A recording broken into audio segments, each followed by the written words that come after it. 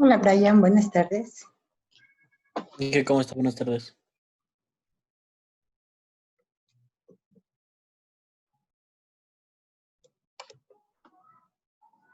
Hola Andrés, buenas tardes. Buenas tardes, Sandra.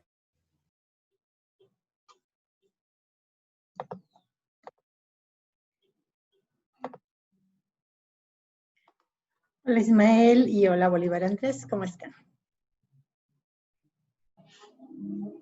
Buenas tardes, Sandra. Hola. Y el que nos faltaba. Hola Ricardo, buenas tardes. Mil disculpas la demora, algo me pasó y perdí la configuración de la sesión, pero logré recuperar el enlace. Estaba a punto de escribirles para usar un enlace diferente, pero bueno, creo que ya logré recuperar. Así es que por eso la pequeña demora. Bueno, hoy es realmente nuestra última clase de este bimestre. Como ustedes saben, la próxima semana es semana de exámenes. Así es que el día de hoy vamos a cerrar el capítulo 4 y vamos a ver un capítulo muy breve, que es el último para este bimestre, que es el capítulo en realidad de la materia es el capítulo 3, el que cerramos, y el capítulo 4, el que vamos a ver a lo largo de esta semana. Entonces, también vamos a hablar hoy día de cómo va a ser la logística y la mecánica del examen que vamos a dar la próxima clase, es decir, el día martes. Entonces, vamos manos a la obra y también espero que podamos tener un pequeño break entre espacios de clase. Contarles que hoy día tengo un grado justo a las 6, así es que justo a las 4. Así es que terminaremos unos minutitos antes de las 4 para yo poder switcharme al otro evento. Entonces, vamos a manos a la obra. Entonces, les voy a compartir el aula virtual. Veamos, ojalá me voy a poner en modo estudiante para que sea más organizado para ustedes.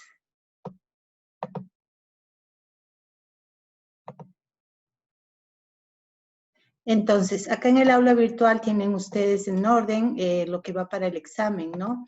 Aquí tenemos el capítulo 1, en donde les recomiendo empezar el estudio por la revisión de las diapositivas, ¿no? Que están aquí, las diapositivas del aporte de capítulo 1 y las diapositivas del aporte de capítulo 2. Luego, eso fue lo que es el capítulo de introductorio de conceptos de calidad.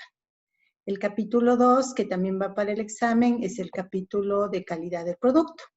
Entonces, aquí, como sabemos, nos centramos en la norma ISO 25000, de la cual vamos a cubrir hoy la última partecita, que es el modelo de calidad en uso. Entonces, acá también les recomiendo partir por la revisión de las diapositivas. Aquí tenemos las diapositivas del capítulo 3, parte 1, y diapositivas del capítulo 3, parte 2.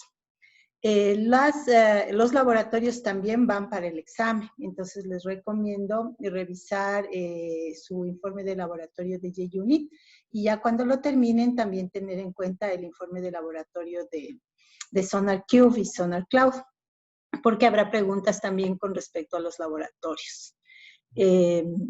Entonces, el siguiente es el capítulo 3, el capítulo que estamos cerrando el día de hoy, que tiene que ver con la calidad en los procesos. Entonces, acá en el capítulo 3, de igual manera, les recomiendo revisar el resumen de diapositivas, que está aquí, donde dice diapositivas capítulo 4 del texto del aporte. De hecho, les vamos a abrir juntos acá. Me van avisando, porfa, si tal vez no les comparto adecuadamente. Ahorita está en pantalla las diapositivas, donde está el resumen de los principales elementos del capítulo 4. A pesar de que la semana pasada, el día martes, en la exposición que tuvimos con Claude Laporte, pues vimos una sumarización de todo, De todas maneras, quisiera andar en algunos aspectos que quisiera que tomen en cuenta para el examen, ¿no? Acuérdense que al inicio de las diapositivas está un listado de las cosas que se supone que deberías ya tener un entendimiento y un conocimiento y una posibilidad de explicar y de aplicar. En este caso, como ustedes ven, he borrado algunas partes, que son las partes del capítulo 4 que no van para nuestro curso y por ende no van para el examen. Entonces, de este capítulo, ¿qué tienes que tomar en cuenta? Entender la evolución y la importancia de los estándares o normas de ingeniería de software para una persona que es especialista en SQA, ¿no? Entonces, entendemos que los desarrolladores necesitan tener un conocimiento, digamos, básico, intermedio de temas de aseguramiento de calidad y de normas, pero nosotros como especialistas, al menos ese es el rol que tenemos en este curso, debemos tener un conocimiento intermedio y avanzado de todo lo que es la parte de aseguramiento de calidad y las normas respectivas. Entonces, el segundo punto es entender los estándares que permiten la gestión de sistemas de calidad de software. En el caso específico que se nombra en este capítulo, el ISO 9001 y su hijo o miembro familiar, el ISO 90003. Recuerden además que la norma ISO, CMMI también, se basan en el ciclo PDCA, que para nosotros es como que los bloques fundamentales para lo que es construcción de modelos de calidad. Entonces, de la parte de la ISO 9001, ya vamos a revisar más adelante en las diapositivas, la parte más, digamos, principal, la parte principal que queremos, que quisiera que repasen para el examen. Luego, el entendimiento de los estándares propios de ingeniería de software, ¿no? El estándar 12207, que es el hermano mayor del 29110, que estuvimos hablando la clase pasada con Clau. La norma 730, que básicamente define cómo crear un sistema y un plan de aseguramiento de calidad de software. Y como bien decía Clau, para entornos pequeños no se exige que se escriba un plan, sino que más bien se incorpore de una manera orgánica las actividades de aseguramiento dentro del desarrollo y obviamente en el posterior mantenimiento, ¿no? Pero en todo caso el 730 tiene que ver con la creación del plan y del sistema y de los procesos alrededor del aseguramiento de la calidad de software.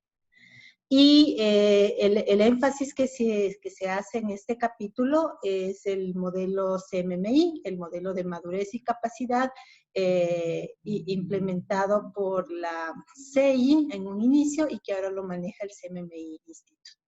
Esas son las cosas principales. Aquí falta nombrar específicamente la norma 29110, que por supuesto también va para el examen en la medida de lo que con Clau revisamos, ¿no? Entonces, es importante entender que es un estándar, un conjunto de requerimientos obligatorios que se establecen por consenso y que se mantienen por un cuerpo organizado de personas a nivel global, ¿no? Que es lo que nos explicaba Clau, que es en nuestro caso para la ISO es el SC7, el Standard Committee número 7, que se encarga de Systems and Software, de sistemas y de software.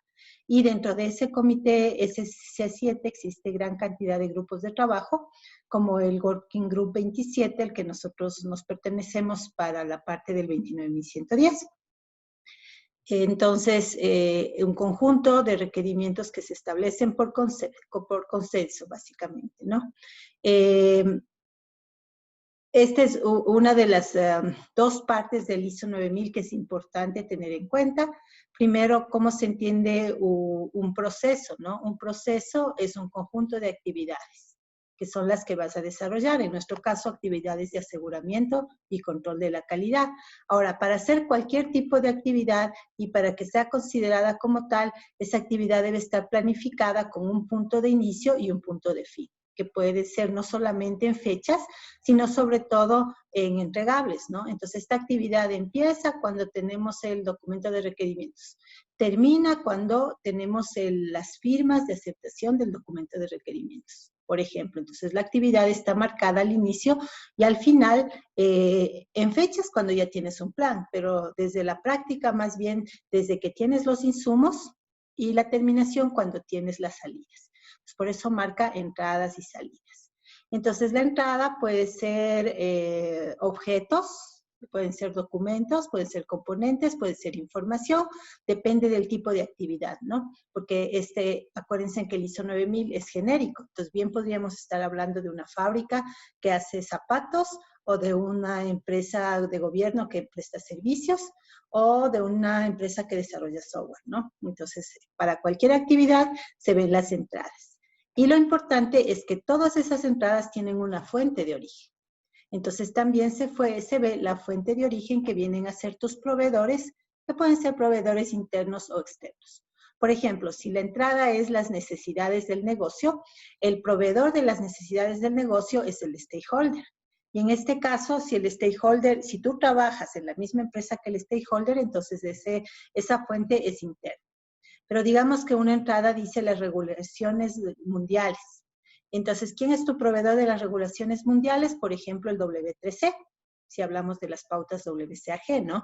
Entonces, esa fuente, en ese caso, se considera un proveedor externo.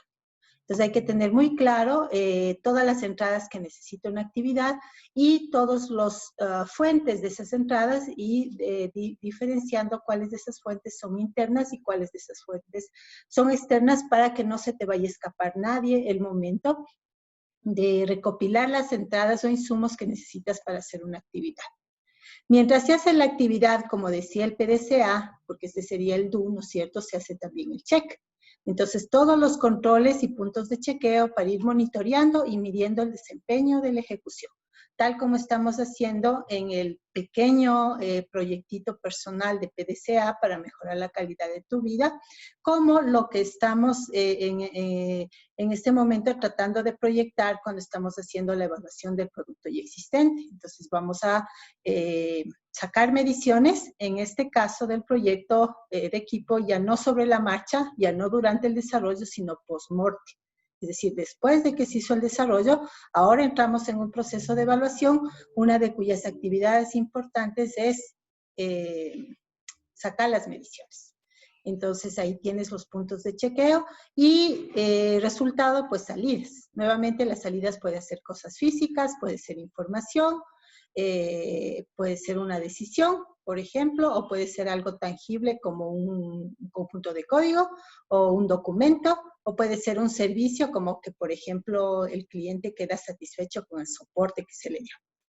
Entonces, estas salidas, en analogía con las entradas, tienen a alguien que las recibe, el que es el receptor o beneficiario de esas salidas.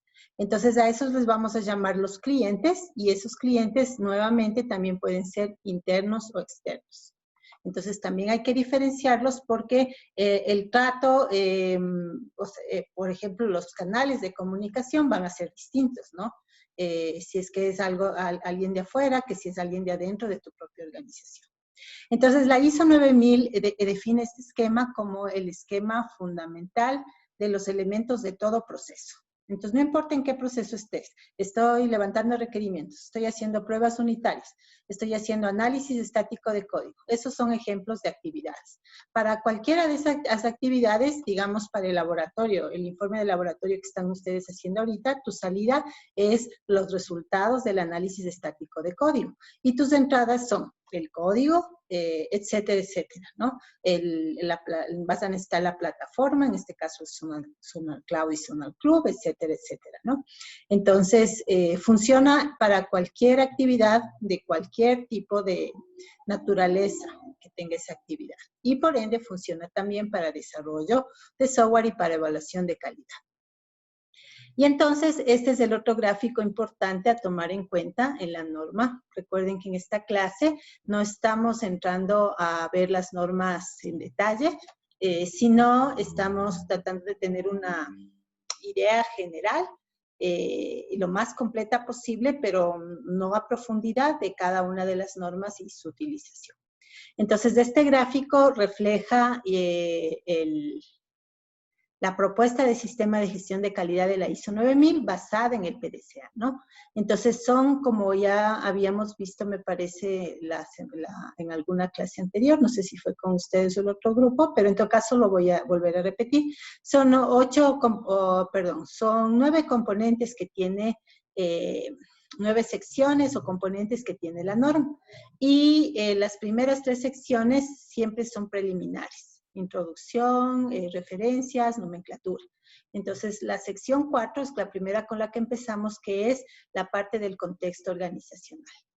Y también ahí es donde se habla de las necesidades y expectativas de todos los interesados. Eso como entradas, ¿no? Y obviamente los requisitos del cliente, que vienen de sus necesidades reales, o lo que en el libro del aporte se llama los requisitos del negocio, que luego serán traducidos a requisitos de sistema y requisitos de software.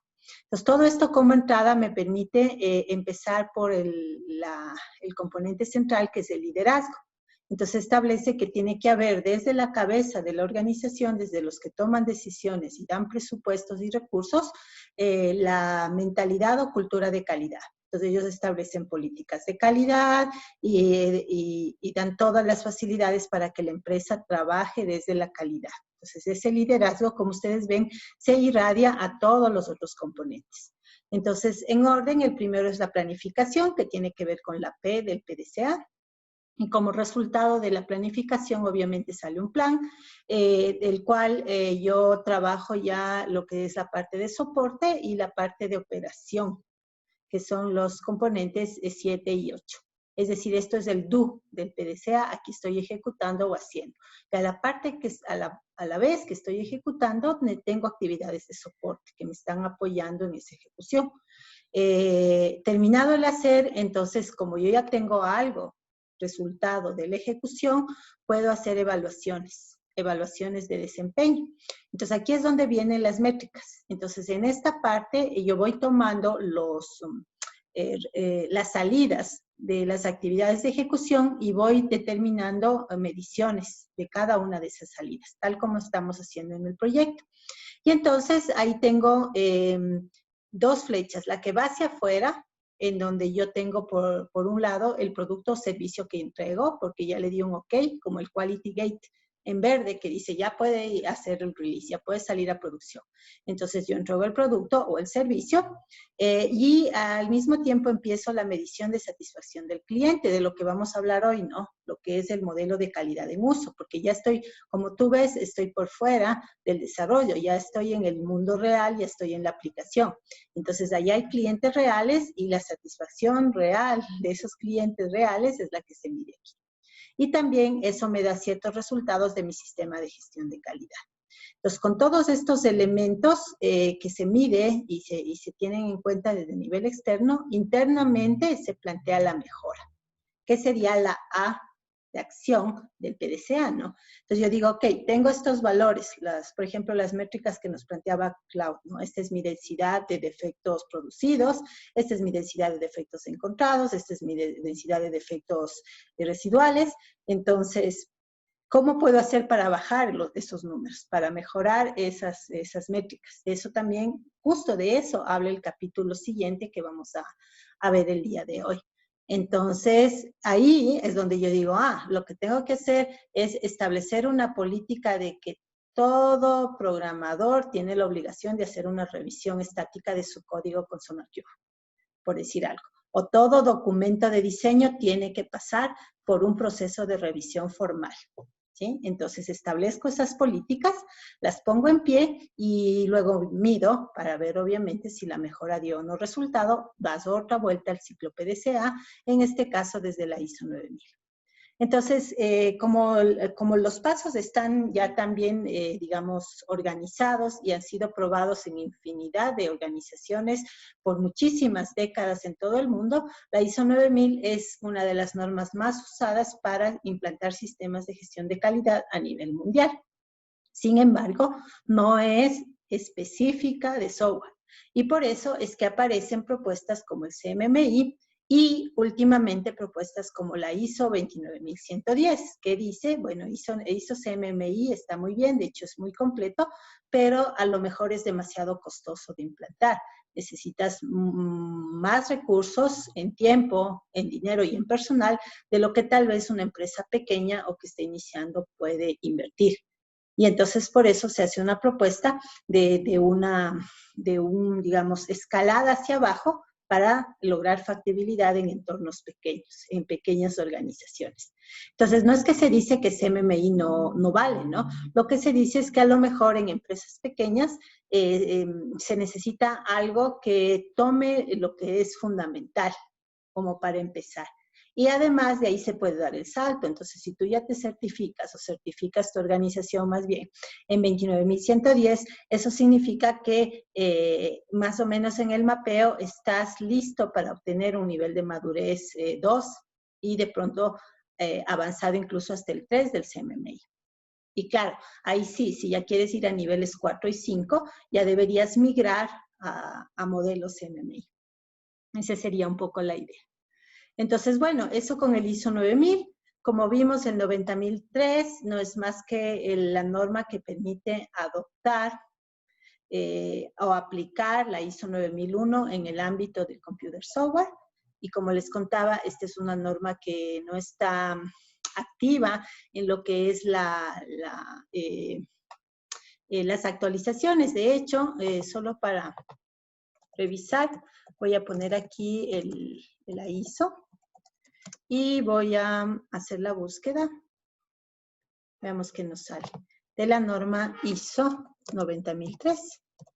Todas estas normas son de pago, ¿no? Hay con las excepciones como la 29.110 que se ha hecho el esfuerzo de que sean gratis para que las organizaciones justamente pequeñas no tengan que invertir. Entonces, fíjense, aquí está la 90.000-3, 9.000-3, la última versión aparentemente es del año 97. Vamos a bajar acá. Del año 94 dice acá. Pero si voy acá abajo me dice cuál es la última. Ah, no, acá está. Esa es la última. La última versión sí es de este siglo, pero corresponde al año 2004. ¿Sí? Entonces, 16, casi 17 años han pasado desde la última vez que el grupo a cargo hizo una actualización del 9000-3. Se considera que las normas deben ser actualizadas o revisadas para ser confirmadas o reconfirmadas cada 5 años. Entonces, es como una norma que está abandonada por sus propios padres y eso también la hace un poco menos, digamos, conveniente de ser utilizada. Porque del 2004 acá, pues muchas cosas han pasado, como el mismo DevOps que hablaba Cloud, ¿no? Y bueno, entonces esa es la 90.000-3, que es pues mi obligación comentarles que existe para que ustedes la tengan en cuenta. Luego, una norma que solo hemos mencionado, pero que es importante también que ustedes tengan una visión general y que está en el capítulo que leyeron esta semana, es la norma 12.207. Entonces, en pantalla la figura que esquematiza los elementos de la norma ISO 12.207, que es una norma de ciclo de vida de software. Entonces, divide el ciclo de vida en 4 grandes grupos. Lo que son procesos de acuerdo, lo que son procesos que habilitan el proyecto a nivel organizacional, lo que son procesos de gestión técnica y lo que son los procesos técnicos como tal. Entonces, en la parte de gestión de acuerdos hay 2 roles. Los procesos para comprar software, acquisition, y los procesos para vender software, supply. En la parte de procesos habilitantes de proyectos organizacionales, pues aquí sí hay más elementos, como por ejemplo, cómo hacer la gestión de los modelos de ciclo de vida en la organización, cómo gestionar la infraestructura, cómo gestionar un portafolio de procesos, cómo gestionar los recursos humanos de la organización, los procesos de gestión de calidad y los procesos de gestión de conocimiento. Todos estos procesos vistos desde la perspectiva organizacional. Es decir, aquí no entramos para nada en el tema desarrollo de software. Ahora vamos al grupo de gestión de procesos de gestión técnica. Entonces, los procesos de gestión técnica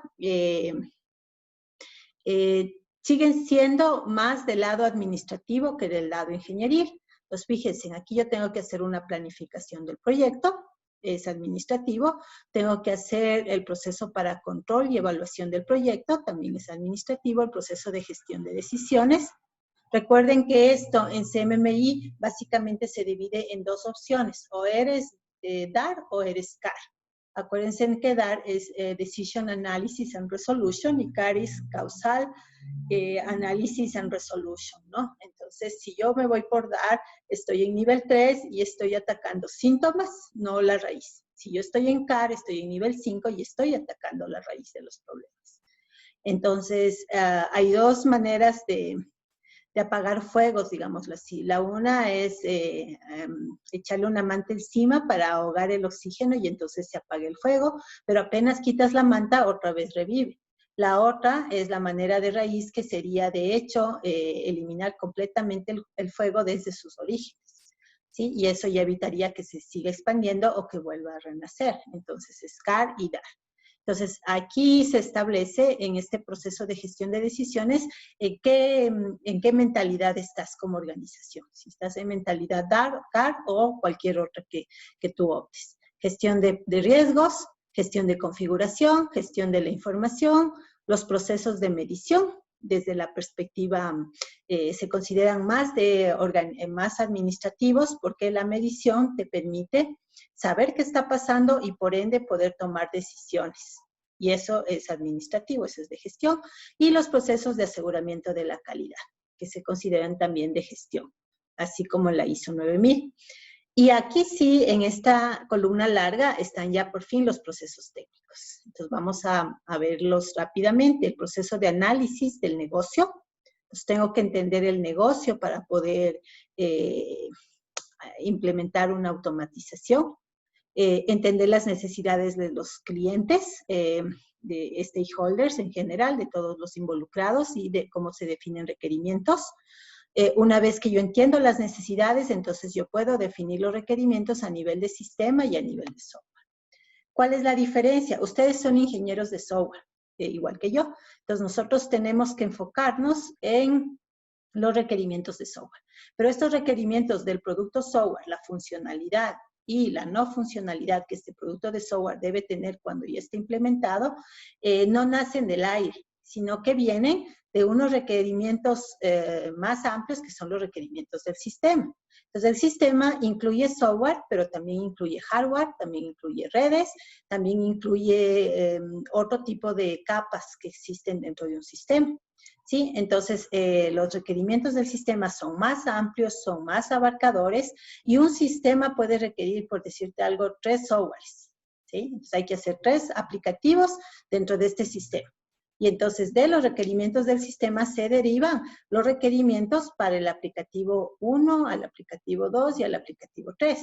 Y acuérdense que cuando hablamos de requerimientos de software, nosotros tenemos súper claro que eso implica los requerimientos funcionales que vienen desde el negocio, más los requerimientos no funcionales o calidad que vienen de la ISO 25000, tanto en la parte del producto como de la calidad en uso que vamos a ver hoy. ¿Sí? Entonces, esos son los 2 niveles de requerimientos técnicos, de software y de sistemas, y además, los requerimientos de sistemas no nacen tampoco del aire, vienen de las necesidades de las personas. ¿Sí? Y entonces, una vez que tengo los requerimientos, puedo definir la arquitectura, con la arquitectura puedo definir el diseño, con el diseño empiezo a hacer lo que se llama análisis del sistema. Entonces, este análisis es lo que me va a permitir a mí aterrizar en la implementación. Entonces, aquí ya está la generación de código, recién, después de haber pasado por todo lo anterior. Una vez que tengo componentes programáticos, paso a integrarlos como piezas de Lego, empiezo a crear APIs entre estos componentes, y ahí sí vengo a los procesos de V&V que hablaba Cloud, Verification y Validation. Recuerden, verificación, determinar que estoy construyendo el producto correctamente, estoy siguiendo los pasos correctos, estoy usando los insumos correctos. Por ejemplo, verificación sería la parte de ver que el código se haya construido siguiendo las reglas las reglas o las buenas prácticas del lenguaje de programación. Entonces, eso es algo que tengo que verificar. También tengo que verificar que estoy cumpliendo con el diseño, o que estoy cumpliendo el diseño con la arquitectura, o que la arquitectura responde a los requerimientos, o que los requerimientos responden a las necesidades. Todo eso es verificación, ¿sí? Me permite determinar el nivel de correctitud con el que he hecho las cosas, ¿sí? Hay un proceso de transición en el cual yo decido que tengo ya visto, bueno, en verificación, y por lo tanto puedo pasar a validación. Entonces, la validación se hace desde la perspectiva del usuario, lo que vamos a hablar el día de hoy en el capítulo 4. Y al hacer la validación, básicamente lo que determinas es qué tan correcto es el producto que construiste. Entonces, en la verificación ya determinaste que lo construiste correctamente. En la validación tienes que determinar si es el producto correcto, el producto que necesita el cliente, el producto que resuelve las necesidades. Como la casa de perro, ¿no? La casa estaba bien hecha, verificaba, pero no validaba porque el perro no entraba en la casa. ¿Sí? Como si te vas al sastre y el sastre te hace un traje súper bien hecho, porque usa los mejores insumos y hace un buen proceso de costuras, acabados y demás, y te entrega tu traje hecho correctamente, un traje que verifica. Pero de pronto resulta que te entrega un calentador y tú querías irte a una boda. Entonces ese traje no valida. Ese traje no es el producto correcto para tu necesidad, que es usarlo para una boda. ¿Sí? Entonces, se puede lograr verificación y no necesariamente validación, por eso hay que hacer los dos procesos, hay que verificar y validar. Luego ya viene cómo se va a trabajar la parte de la operación y por ende la parte de mantenimiento y finalmente, para terminar el ciclo de vida, el disposal process, que es el día en que le jubilas al producto de software. El software a ser lógico, como veíamos en el capítulo 1, idealmente podría tener vida eterna, ¿no? Mientras conserves hardware en el que pueda funcionar, el software podría seguir ejecutándose. Pero tiene que llegar un momento en que se decida su retiro. Entonces, ese es el proceso de disposal. Entonces, habrá que desinstalarlo y habrá que reemplazarlo por otro producto, ¿sí? Entonces, esto es lo que cubre el ciclo de vida ISO 12207. Y como podemos ver así nada más del esquema, porque aquí solo vimos los nombres de los procesos. Para cada proceso, la norma establece el conjunto de actividades, tareas, entradas, salidas. ¿Sí? Entonces, es una norma bastante extensa, costosa de implementar y por eso se da la opción de la 29110, que sería la versión light o ágil de un ciclo de vida de desarrollo de software con lo mínimo indispensable. ¿Sí? Es decir, quitando aquellas cosas que pueden ser evitadas, tomando en cuenta la limitación de los recursos de una organización y dejando lo que realmente es inevitable tomar en cuenta para que el producto tenga un nivel mínimo de calidad. Entonces, aquí viene justo la 29110, donde la clave es que es para BSS. Very Small Entities, o empresas muy pequeñas, o en español, POs, pequeñas organizaciones. Y esta es la norma que nos habló en extensión Cloud la clase pasada. Entonces, de ahí, como ustedes recordarán, en el capítulo 4 entra a hablar de la norma 730, donde se define nuevamente lo que es aseguramiento de calidad de software. Eso ya lo hemos visto desde el capítulo 1, pero es un concepto básico que es muy probable que les salga del banco de preguntas que sale para el examen, ¿no? Entonces, tomen en cuenta esa definición. Y finalmente el capítulo o la parte que leímos, estudiamos este capítulo, termina con el tema del CMMI, ¿no? Entonces, establece algunas diferencias entre usar ISO 9001 y usar CMMI. Entonces, vuelvan a chequear esta partecita de por qué es preferible CMMI a ISO 9001. Y luego, la continuación sería por qué en ciertos contextos es preferible 29110 a CMMI o a 12207. Y note que dije en ciertos contextos. Si lo tuyo es un sistema de misión crítica, si te están dando $2 millones, si te están diciendo no tienes límites a la cantidad de personal y roles que puedes tener en tu equipo, a lo mejor sí que puedes darte el lujo de implantar un CMMI. ¿Sí? Porque es un sistema crítico y porque no tienes limitaciones de recursos.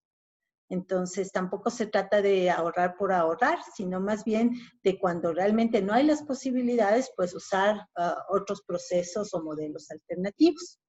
Y entre CMMI y ISO 9001 o 9000-3, mi recomendación es siempre CMMI, si es que fuera de escoger entre ambos, porque ISO 9000 es demasiado genérico. Entonces, no cubre especificidades de las problemáticas que tenemos en la industria de software. Y eso es un poco lo que está especificado acá, ¿no? A veces a las personas les asusta el hecho de que la norma tenga 400, el modelo CMMI tenga 470 páginas, ¿no? Entonces yo he visto que esto se ha definido a veces como una desventaja, pero también lo puedes ver como una ventaja desde la perspectiva que eso implica que tienes gran cantidad de información, gran cantidad de ejemplos, casos de estudio en los cuales tú te puedes basar para tu propia implementación. Tal vez, más bien, falta de documentación podría ser visto como una desventaja. Entonces, todo es cuestión de ópticas, ¿no? Entonces, eso. Habla también de los capítulos que tiene la norma 730. Es solo de SQA y del plan SQA. Entonces, como les decía, los 3 primeros capítulos son introductorios. El alcance de la norma, las referencias que usa la norma, la terminología que usa la norma. Eso es casi todas las normas, tienen 3 capítulos iniciales que son generalidades. Desde el capítulo 4 empiezan por lo general. En el caso de la 730, aquí se habla de los procesos de SQA, Software Quality Assurance, y de las actividades de SQA. En el capítulo 5 se baja de nivel, se abre la caja negra de procesos y actividades y se llega al nivel de tareas, ya tareas más puntuales, donde un proceso puede tener N actividades y cada actividad puede tener N tareas. Entonces, básicamente se detallan 17 actividades agrupadas en 3 grandes tipos. Las que son para la implementación del proceso de SQA, las que son para aseguramiento del producto y las que son para aseguramiento del proceso. Es decir, se empata con lo que digamos, la división que nosotros hemos venido trabajando en el capítulo previo hablar de producto, en el capítulo actual hablar de proceso y en el capítulo que sigue vamos a formalizar un poquito más el tema de las métricas. Y tiene una serie de anexos. Esa es básicamente la norma 730. Este gráfico, la figura 4.6 de la norma, un poco trata de esquematizar los criterios de conformidad y cumplimiento, ¿no? Entonces, usas la palabra cumplimiento cuando estás cumpliendo con leyes, con regulaciones, con reglas que deben estar reflejadas a nivel contractual. Entonces, ahí se dice comply en inglés o cumplimiento en español. De aquí para acá, cuando ya no estás hablando del contrato, sino estás hablando ya de los distintos procesos después de firmar un contrato, empiezas a hablar de conformidades. Eso es básicamente lo que está diciendo acá. Entonces, conformidades, el proceso de requerimientos, eso no conforme con la norma, sea este de software o sea este de sistemas. Los planes son o no son conformes con las normas respectivas, etcétera, ¿no? Entonces, eso es un poco lo que está tratando de explicar este gráfico de acá, de la diferenciación entre lo que es cumplimiento y lo que es conformidad. Y por ende, lo que es también aseguramiento del proceso versus lo que es aseguramiento del producto. Y claro, hay una relación, ¿no? Por cada actividad del proceso yo voy obteniendo partes del producto. Entonces van caminando juntos, si se quiere. Por eso, si yo verifico la calidad del proceso, eso me va a ayudar a poder verificar también el producto. Y lo mismo al validar, pues me va a ayudar a validar también que el producto es el producto correcto para las necesidades del cliente. Entonces, espero que esto ya vaya tomando en la cabeza de cada uno de ustedes ya forma, ¿no? Porque hasta aquí hemos estado viendo pedacitos de cosas por aquí, por allá, por más allá, y es el momento que todo eso se empiece a integrar para ir cerrando este bimestre, porque el próximo bimestre arrancamos con un tema nuevo, que es el tema de ingeniería de pruebas. Entonces, por eso es que para mí era importante hacer esta explicación de hoy, que estamos ya por acabar. Y ahí se abrirá el micrófono para sus dudas.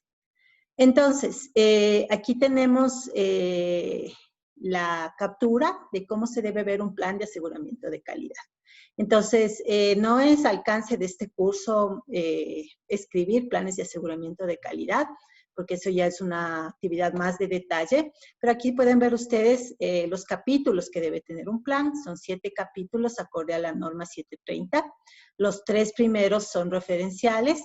El capítulo 4 debe ser el overview o será compendio general del plan. El capítulo 5 debe listar las actividades con sus respectivas salidas y tareas, dividido en las actividades de aseguramiento del producto y las actividades de aseguramiento del proceso. El capítulo 6 tiene que hablar de consideraciones adicionales que pueden haber, por ejemplo, a nivel de contrato, a nivel de métricas, a nivel de waivers, que serían excepciones que se plantean, temas de riesgo, temas de comunicación y cuál va a ser el proceso de no conformidad. Es decir, si llegamos a darnos cuenta de que algo es no conforme, un proceso o un producto de trabajo, ¿qué es lo que hay que hacer? Botamos toda la basura, empezamos desde cero, desde el trabajo, o no le hacemos caso a la no conformidad y seguimos adelante, o ponemos reglas como depende. Si la no conformidad es muy grave, hacemos retrabajo, pero si es pequeñita, cruzamos los dedos que nadie se dé cuenta. Entonces, esas son tus decisiones del proceso de no conformidad, eso debe estar explicado en el plan. Y el capítulo 7, las evidencias. Entonces, ¿cómo vas a coleccionar, o sea, cómo vas a guardar, dónde vas a guardar y cómo vas a mantener y eventualmente cómo te vas a deshacer de evidencias cuando ya no las necesites? ¿Y cuál va a ser la disponibilidad de esas evidencias? ¿Van a ser electrónicas? ¿Van a ser físicas? ¿Cuánto tiempo se guardan? ¿Dónde se guardan? ¿En qué momento se pueden eliminar o borrar? Etcétera, ¿no? Entonces, un plan de aseguramiento de calidad es un plan que toma su tiempito escribir, pero es importante hacerlo cuando estás haciendo un proceso prescriptivo. Cuando tu producto de software es complejo y es crítico, probablemente vas a necesitar escribir el plan. Cuando estás haciendo un desarrollo ágil y tu producto no tiene tanta complejidad o criticidad, vas a hacer un plan light y por lo tanto vas a embeber tus actividades y todo lo que está aquí dentro del proceso de desarrollo como tal. Eso sería un poco la recomendación. Y finalmente el CMMI. Entonces, CMMI tiene esta estructura, como habíamos visto, maneja áreas de proceso y para cada una de esas áreas de proceso establece un propósito de esa área. Por ejemplo, gestión de requerimientos. ¿Cuál es el propósito de la gestión de requerimientos? Da una introducción donde da toda la teoría, digamos así, del área de proceso y luego explica con qué áreas de proceso se relaciona y cómo. O sea, es así como está documentado el modelo. Luego, cada área de proceso tiene un conjunto de metas específicas y metas genéricas. Las metas genéricas, como su nombre lo dice, son las mismas, son generales para todas las áreas. Entonces, no importa si estás en TS, que es Technical Solution, o estás en REQ, que es Requirements Management, o estás en VER, Verification, Val, Validation, no importa en cuál área estés, todas tienen las mismas metas genéricas. Y esas metas se efectivizan a través de prácticas genéricas. Y cada una de estas prácticas puede tener a su vez un conjunto de subprácticas. ¿Sí? Entonces, esta es la jerarquía que existe y todo esto está en la documentación, por eso las 400 y pico páginas. ¿Sí? Entonces, las metas genéricas me ayudan a medir a mejorar la madurez del proceso. Entonces, las metas me dicen, a ver, para ser de madurez nivel 1, tienes que tener todo esto. Para ser de nivel 2, de nivel 3 y así. Son metas genéricas, no importa cuál sea el proceso. Pero, desde la perspectiva técnica, las que más nos interesan son las metas específicas, porque esas sí son propias del proceso. Entonces, requerimientos tiene sus metas específicas. Technical Solution tiene sus metas específicas. Project Control and Monitoring, monitoreo y control del proyecto, tiene sus metas específicas.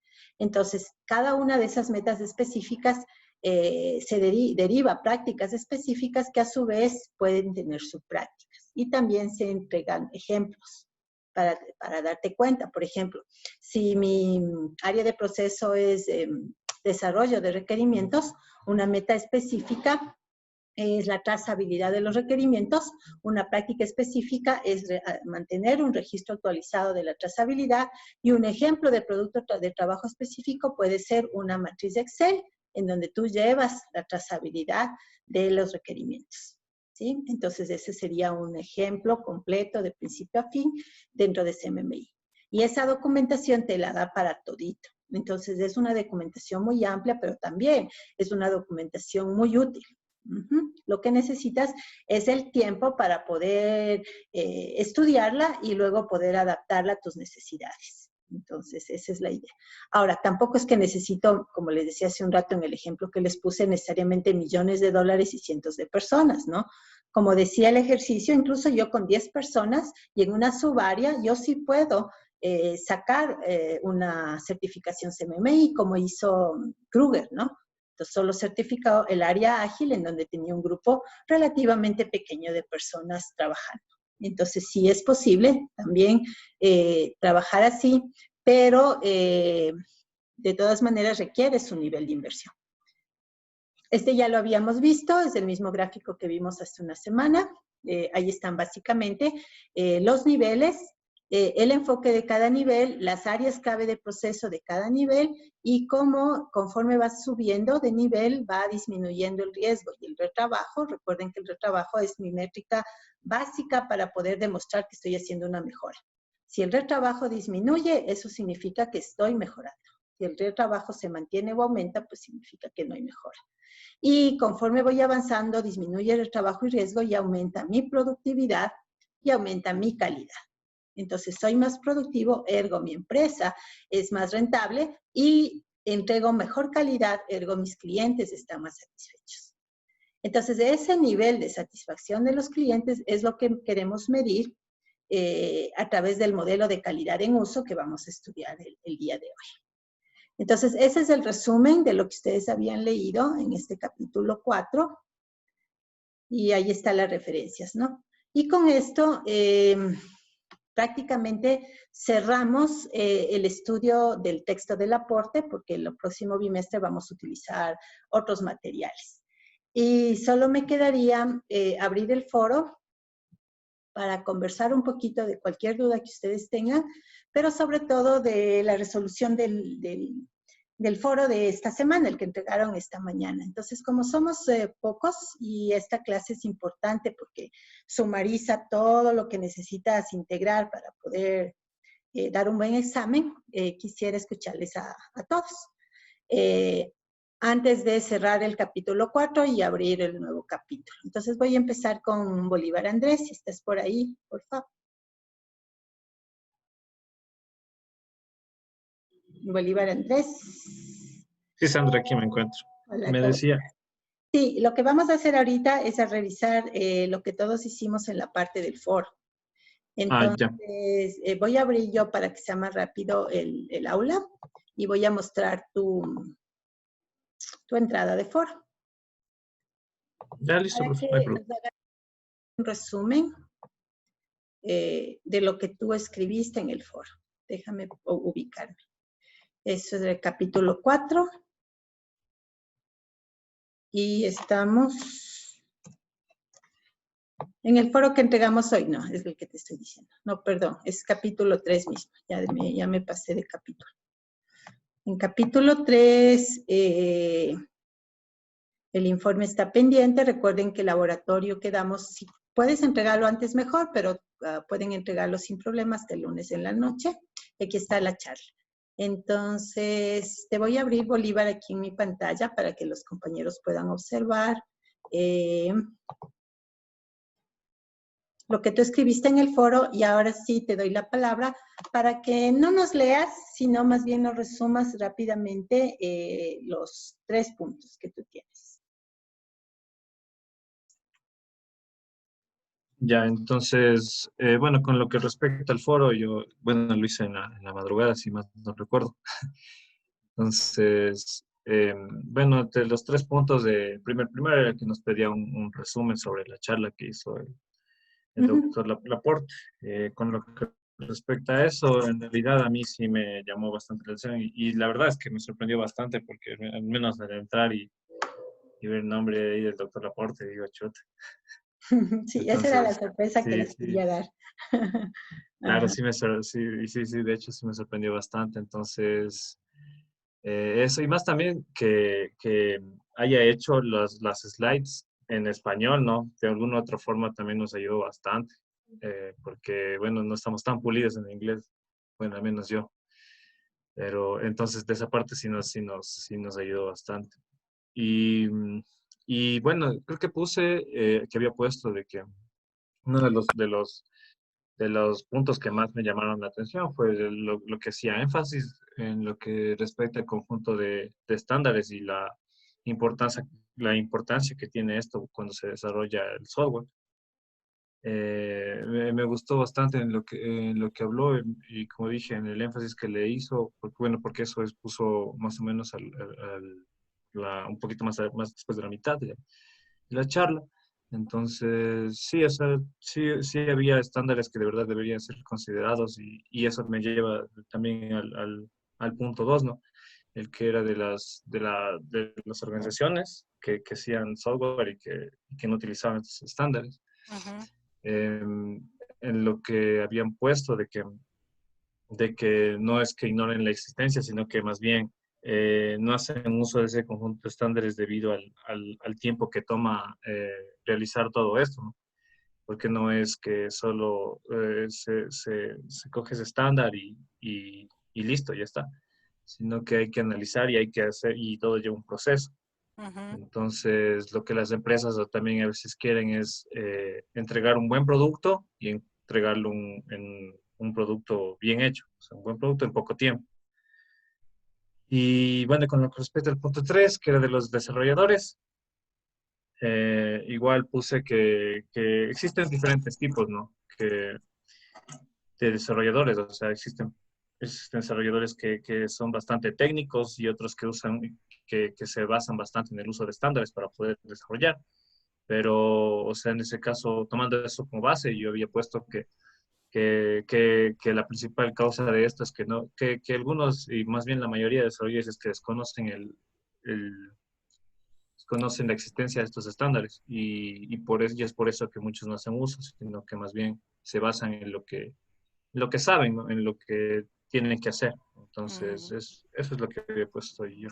Ok, dos aclaraciones rápidas. En el punto 2, cuando tú dices que no usan las organizaciones debido a al tiempo que tomaría cumplir todos ellos, aclarar que obviamente no es factible tratar de cumplir con todos los estándares que existen, que son muchísimos, ¿no? Lo que hay que hacer es tomar del conjunto posible, del conjunto existente, aquellos que estratégicamente le servirían a la organización para apalancarse a sí misma en un proceso de mejora. Entonces, sí es de cuidado esta parte de identificar cuáles son los estándares y claro, una vez que ya decides el uno, dos o tres que la organización va a seguir, seguirles de verdad, verdad. Entonces, evidentemente no se trata ni sería viable seguir con todos. Y en la parte, el punto 3, estoy de acuerdo contigo que puede ser el caso de que se desconoce la existencia o los beneficios que tiene usar estándares. Entonces, mi pregunta para ti es, aplicando la 3 a ti mismo y de aquí al futuro, ¿cómo ves cómo ves tu relación con los estándares de software de aquí a futuro? Bueno, yo creo que eh, en lo personal tendría que enfocarme un poquito más en la revisión más detallada de estos estándares, dedicar un tiempo para poder analizarlos bien y también hacer uso de estos, pero como usted mismo dice, hay dos o tres que son realmente bastante importantes y que deben ser considerados.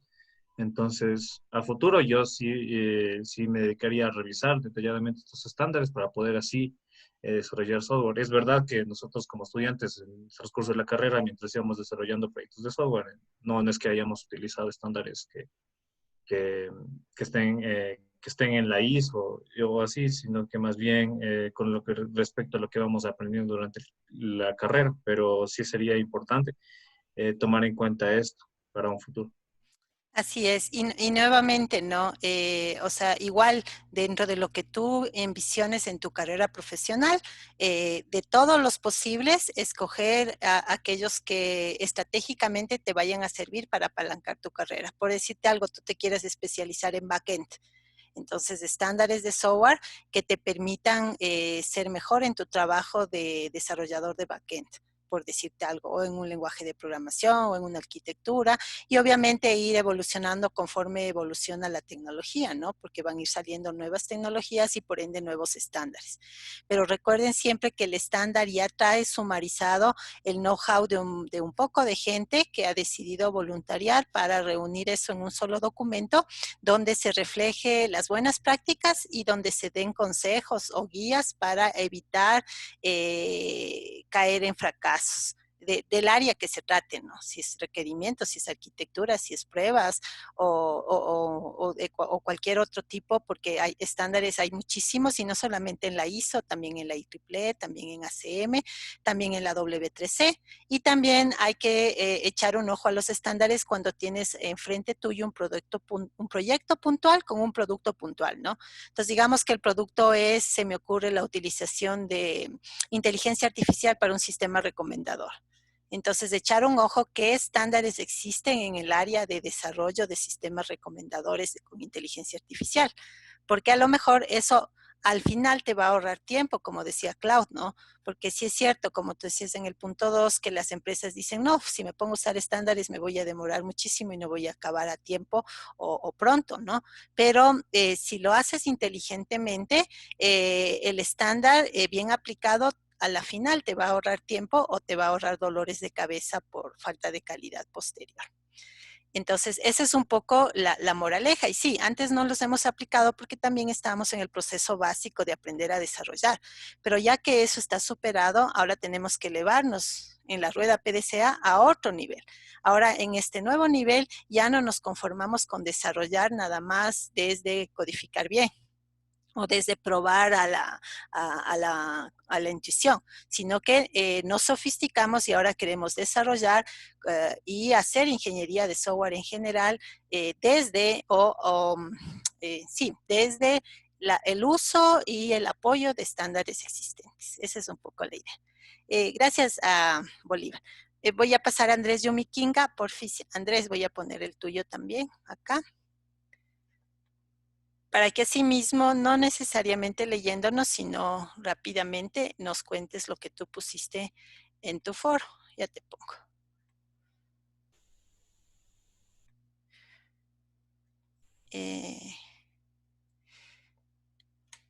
Andrés Mauricio. ¿Estás por ahí, Andrés? Sí, profe. Chévere. Entonces, de igual manera, rápidamente, cuéntanos tus respuestas. Ya no las preguntas porque ya sabemos. Ya, entonces, a ver. Entonces, a mi primera, lo que más me llamó la atención de la charla que nos dio, o sea, lo que más me enfocó y lo que yo aprendí de esa charla fue, primero, que los errores que todavía se tienen en las empresas, ya sea grandes o pequeñas, y debido a que ya, aún así que vean que tienen retrabajo, ellos siguen cometiendo el mismo error y no se acoplan a un estándar o no se van guiando mediante estándares. Entonces, esto decía la parte de que esto se sigue viendo en esta actualidad y viene desde años atrás.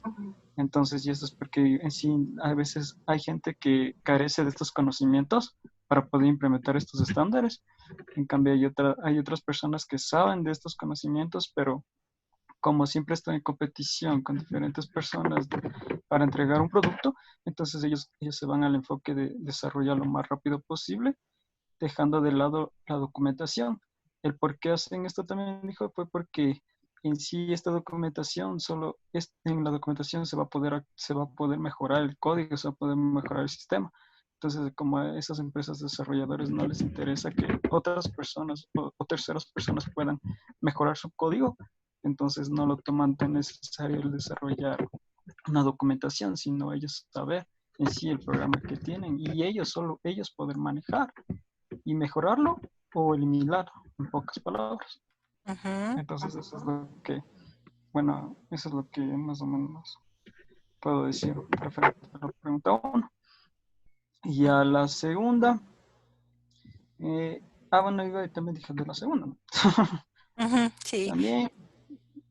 Y en la tercera, muchas redes, bueno, dicen, bueno, y también lo dije que ya lo pueden tomar como una pérdida de tiempo. También, ahí también influye el problema de costos, que piensan que por ahorrarse en sí toda esa documentación y el tiempo y en dinero también, entonces es como que no lo toman como rentable invertir ese dinero ahí y demorarse un poco más donde puede coger dos proyectos con el mismo tiempo.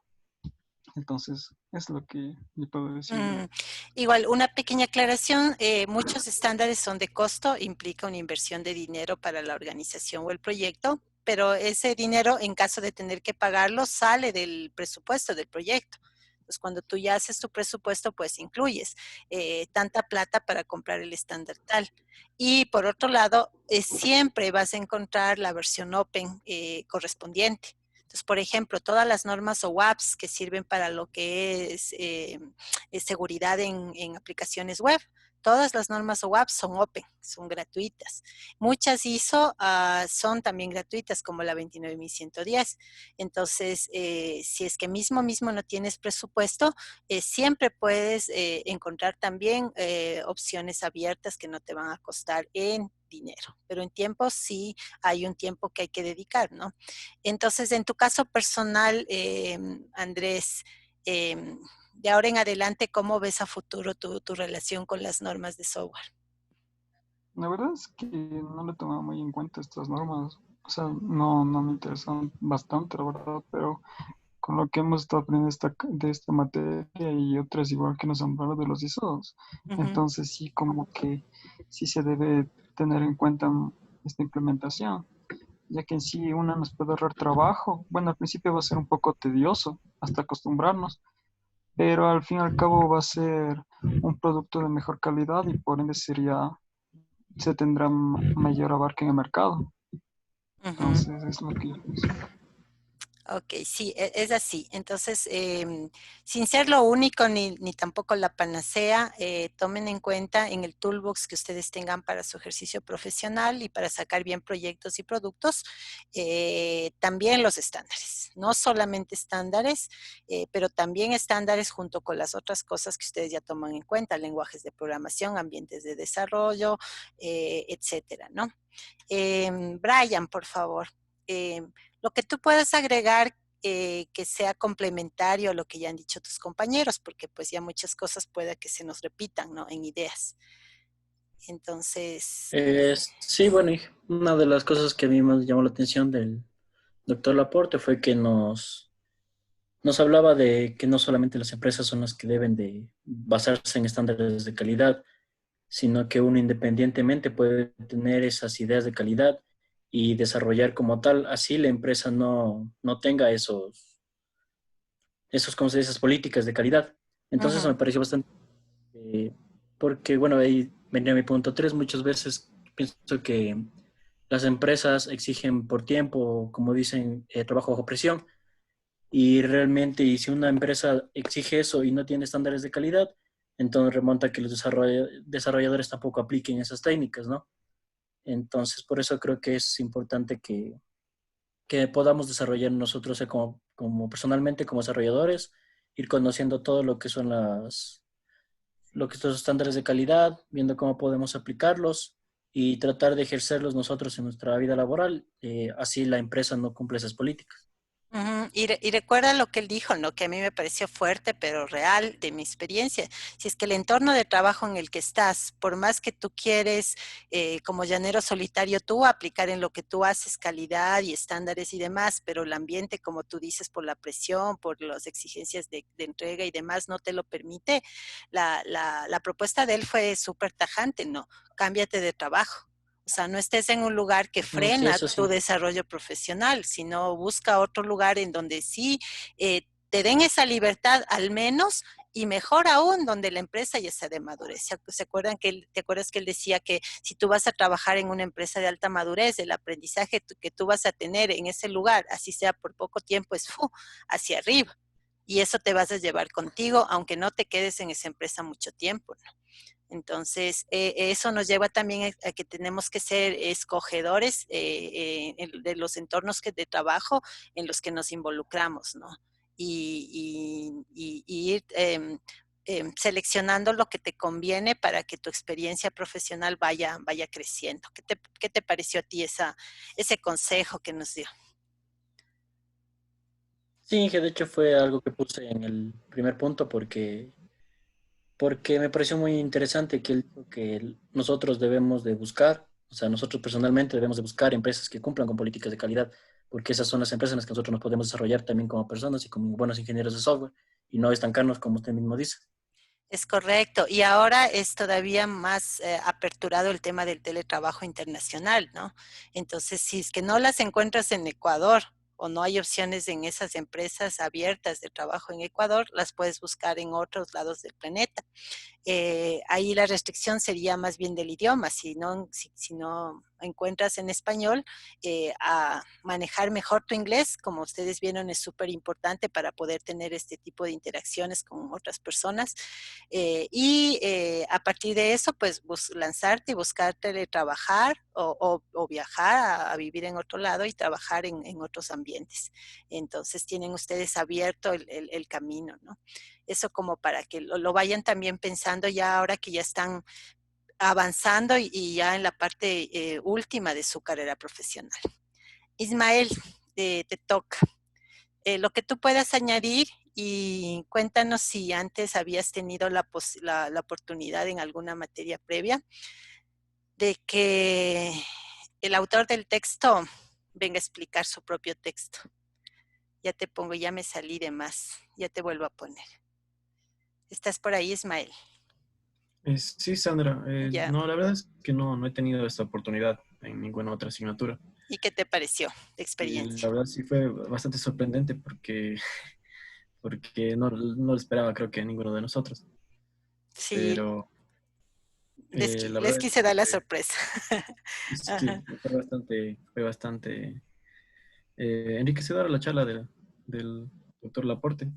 Se nota que es una persona que completamente domina el área, o sea, la forma en la que hace esas analogías para que podamos entender lo que quiere transmitir es algo de una persona que tiene no solamente conocimiento en el área, sino se le nota como que un nivel pedagógico alto. Correcto. Y la verdad me gustó mucho. Y además, por la edad que él tiene, él no solamente te cuenta de lo que ha leído, te cuenta de lo que ha vivido, ¿no? Entonces, por eso es que él ha estado cuando se creó el CMMI, por ejemplo, y etcétera, ¿no? Entonces, también viene desde su vivencia personal, no solamente como hacemos los que llegamos después, históricamente hablando, desde lo que hemos estudiado y escuchado de otros, ¿no? Sino de primera mano. Y eso para mí es, tener esas oportunidades para mí cuando las he tenido ha sido súper valioso. Así es que me alegro también que para ustedes lo hayan encontrado positivo. Y no les anticipé también porque no, hasta el último no era totalmente seguro. Entonces tampoco quería yo crear expectativa y que luego pues no vengan, ¿no? Entonces dije, no, prefiero que nos caiga de sorpresa. Entonces hasta pocas horas antes realmente no sabía si yo iba a dar una clase normal o si íbamos a tener la posibilidad de que esté él. También porque yo sí le conté pues que éramos poquitos y que no es que él iba a tener un auditorio de así 200 gentes de todo el Ecuador, ¿no?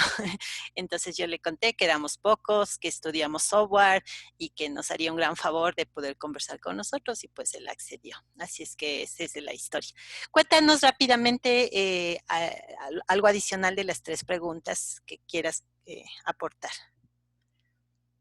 Bueno, lo que yo creo que más me llevé sobre su exposición fue la analogía que hizo con la reflexión del doctor Semmelweis.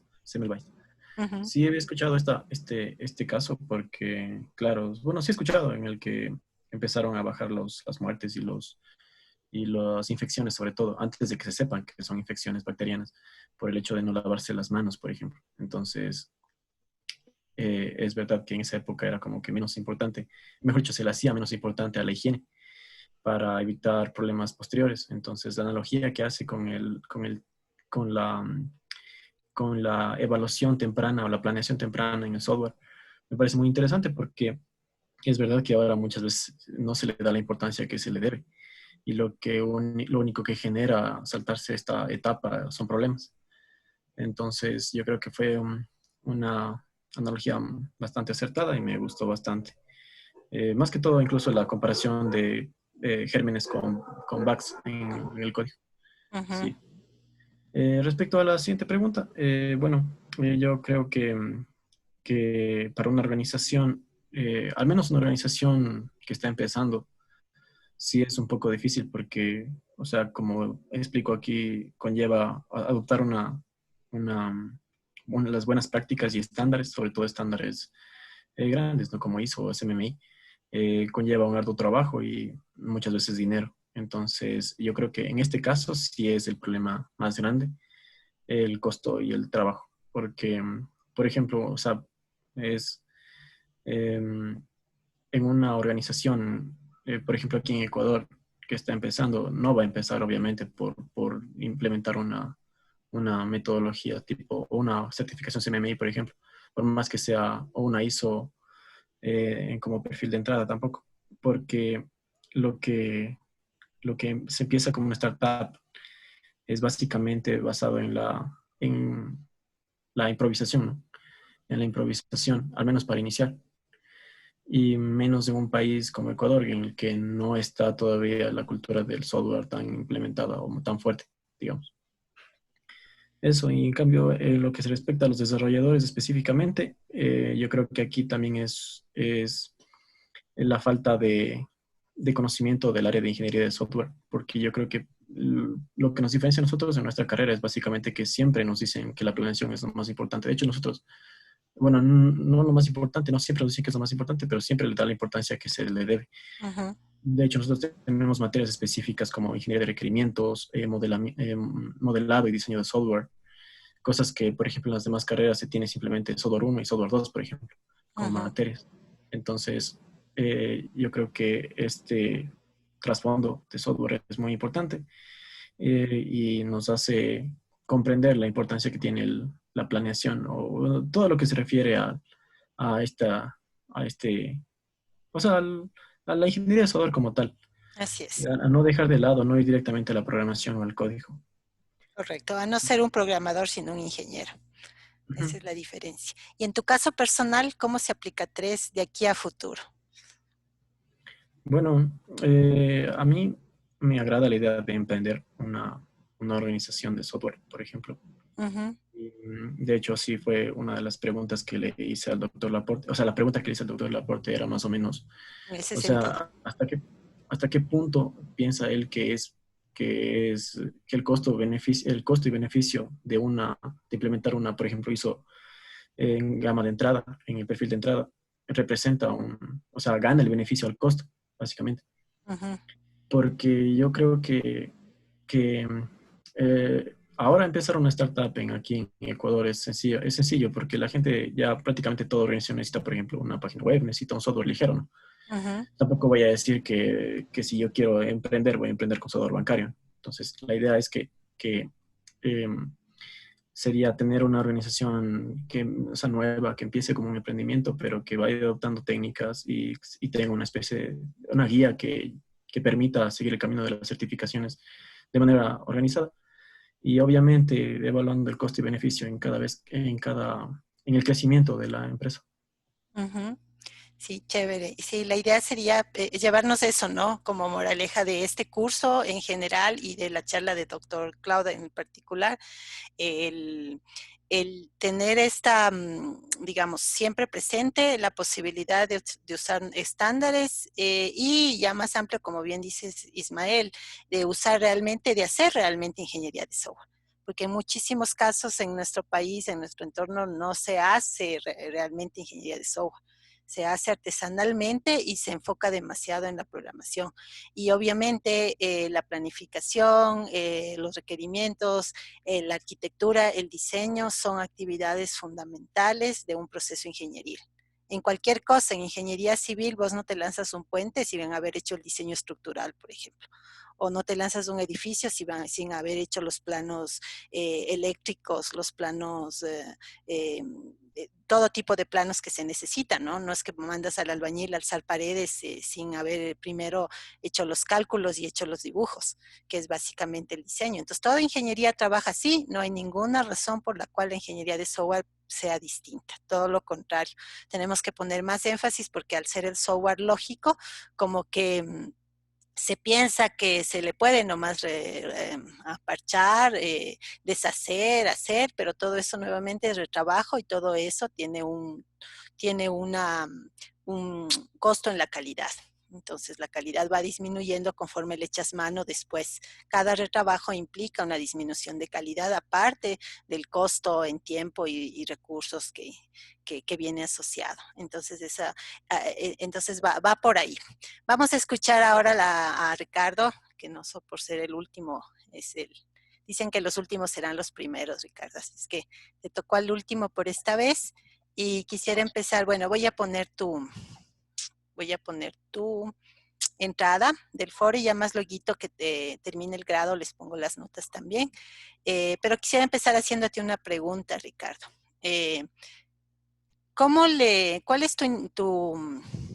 tu opinión con respecto a esta hipótesis que al último dejó planteando Claude con respecto al ego de los que desarrollamos software?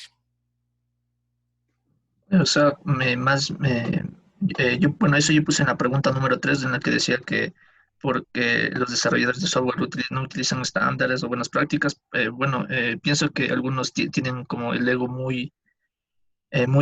podría decir? Muy alzado así, entonces podría decir que él puede solucionar todo.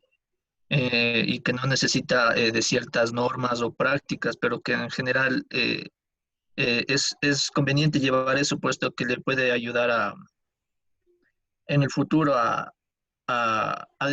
puede ayudar en el futuro a detectar cambios, o como todos sabemos en el software, siempre va a haber cambios. Entonces, con esos cambios podemos utilizar, eh, podemos utilizar con ayuda de los estándares podemos utilizar para detectar esos cambios tempranamente y no en etapas posteriores, porque podría ser pérdida de tiempo y también podría generar gastos.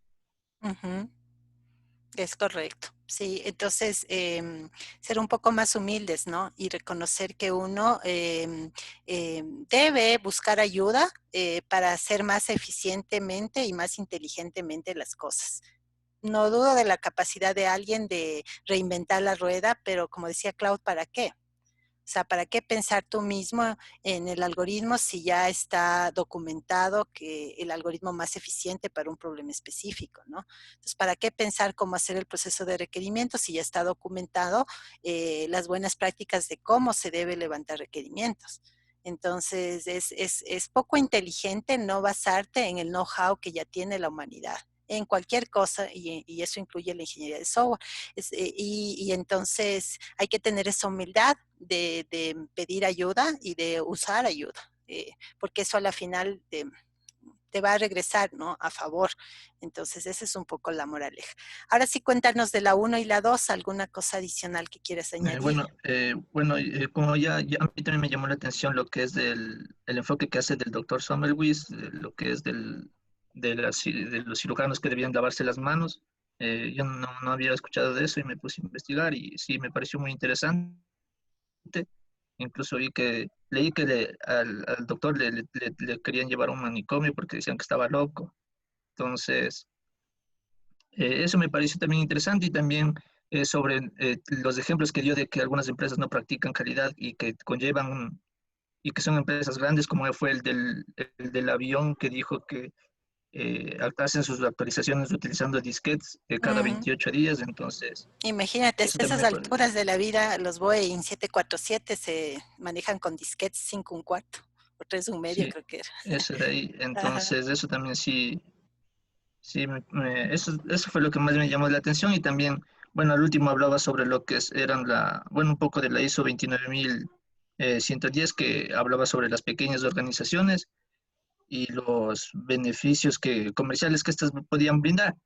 Y creo que para pequeñas organizaciones también puede servir aquí al Ecuador, puesto que la mayoría de organizaciones son pequeñas de aquí en el Así es. Ecuador. Y Pregunto, compañeros, yo más también puse que es por el tema de lo económico, y con lo económico, puesto que al hablar de las organizaciones, que es como una pérdida, sin la calidad del producto va a seguir funcionando, pero no saben mantener mantener una gran incidencia en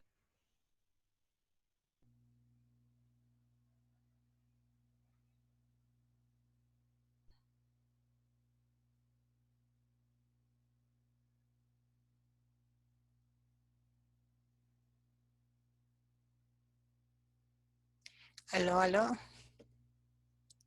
sí, profe. Mil disculpas, se me fue un ratito el internet y te perdí la última partecita. Si te molesta, la Ya, repitas. bueno, lo que decía es que, bueno, la segunda pregunta, yo también, al igual que mis compañeros, puse lo que es por el tema de lo que es el dinero, puesto que las organizaciones cuando piensan de calidad piensan que es como que malgastar el dinero porque no se relaciona con lo que va a funcionar directamente el producto o servicio, pero no saben que a la larga eso siempre nos pueden ahorrar nos pueden ahorrar dinero, incluso también si adoptamos estándares podemos mantener la rentabilidad de la organización en el mercado. Es correcto, es que lo que estás haciendo es, o sea, variando dónde pones la plata y dónde pones el tiempo. Entonces, si lo pones al inicio, va a parecer va a parecer que estás gastando de gana y va a parecer que estás perdiendo tiempo. Pero lo que no te das cuenta es que a la vuelta de las semanas o los meses, cuando ya llegues a pruebas, va a ser más rápido. Y más rápido aún cuando ya estés en operación y no tengas que corregir problemas que han llevado a fallos, ¿no?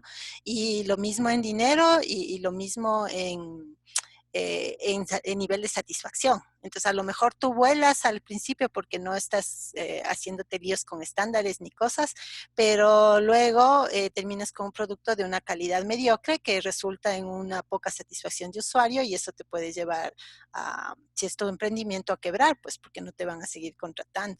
Entonces, es cuestión de invertir porque a la final uno solo cosecha lo que siembra, ¿no?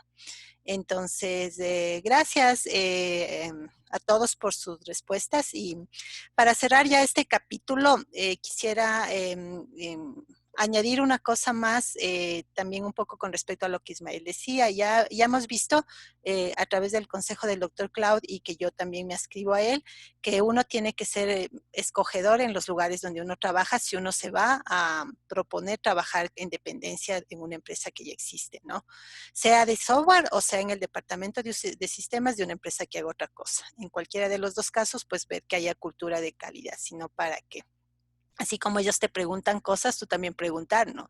Aparte de preguntar cuánto me van a pagar, pues, y qué normas de calidad tienen, y qué certificaciones tienen, y qué planes tienen para certificarse, utilizan ISOs. Entonces, te va a hacer, primero, que se va a notar que tú tienes conocimiento de estas cosas, y segundo, que te va a permitir a ti también saber si te conviene o no trabajar en ese lugar, ¿no? Entonces, y incluso podría ser que te vayas a una opción que te paguen menos, pero que tenga mayor cultura de calidad, porque esa es tu inversión.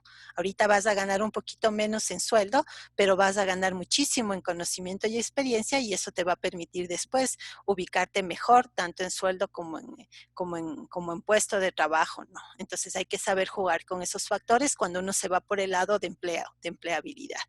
Cuando uno se quiere ir por el lado que decía Ismael, contarles mi experiencia personal. En el año 95 nosotros creamos nuestra empresa de desarrollo de software con mi esposo, que se llama Insoft. Y nosotros empezamos siendo literalmente 3 personas. Mi esposo,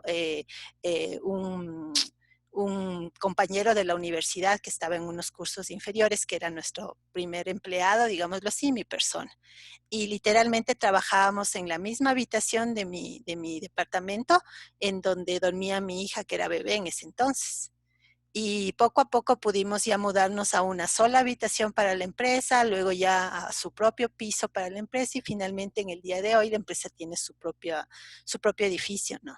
Entonces, Ismael decía, bueno, en Ecuador difícil emprender aquí e invertir y demás, pero nosotros, por ejemplo, en el año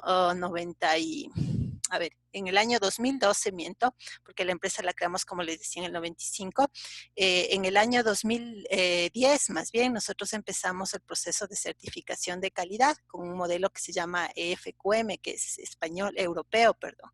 Y entonces invertimos 2 años de tiempo. En ese entonces éramos ya 12 personas en la empresa, es decir, teníamos una nómina de 12 personas, lo cual te implica un montón de miles de dólares cada mes, porque cada mes tienes que pagar nómina a tus empleados, hayas o no hayas vendido, hayas o no hayas cobrado, ¿no?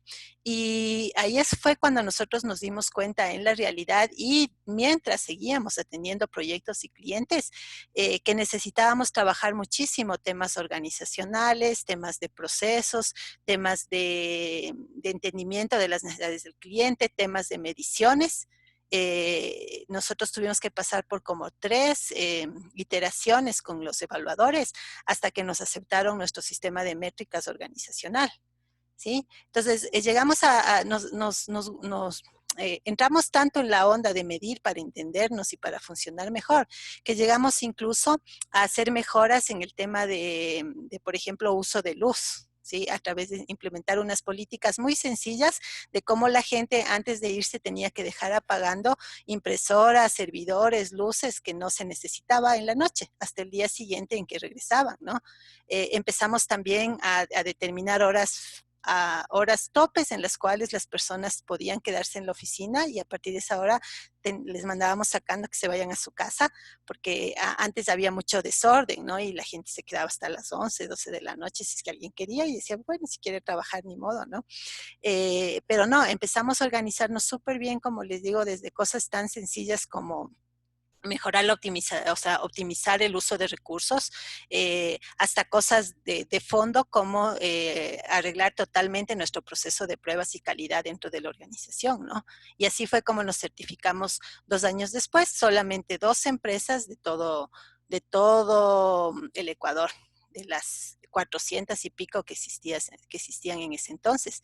Y aquí estamos, seguimos a pesar de la pandemia y de todas las dificultades, trabajando desde la calidad, y es posible. Entonces, decir que en Ecuador no hay cómo, que si la empresa es pequeña, que si solo somos poquitos, ¿qué software, qué tipo de productos vendemos nosotros? Como decía Ismael, claro, no aspiramos a venderle nada a la Boeing ni a la NASA, aunque sí nos gustaría exportar eventualmente. Todavía no hemos podido dar ese salto de que nuestro software se compre en el extranjero, pero sin embargo tenemos como 100 clientes en Ecuador y tenemos una cartera de productos que van desde sistemas de facturación, inventario, contabilidades, hasta sistemas especializados como por ejemplo para lo que es producción de florícolas o lo que es programación de radio y televisión.